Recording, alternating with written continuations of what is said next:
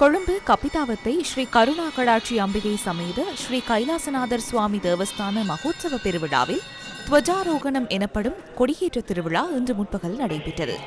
ஸ்ரீ கைலாசநாதருக்கும் ஸ்ரீ கருணாகடாட்சி அம்பிகை உள்ளிட்ட உற்சவ மூர்த்திகளுக்கும் இன்று காலை முதல் விசேட அபிஷேகமும் வசந்த மண்டப பூஜைகளும் நடைபெற்றன.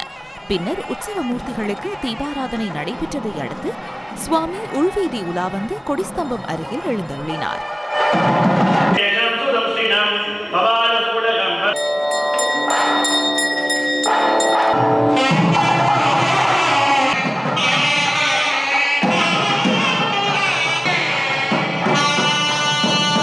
அந்தண பெருமக்களின் வேத பாராயணத்துடன் பக்தர்களின் அரோகரா கோஷத்துடன் மங்கள வாத்தியங்கள் முழங்க கொடியேற்றம் இடம்பெற்றது.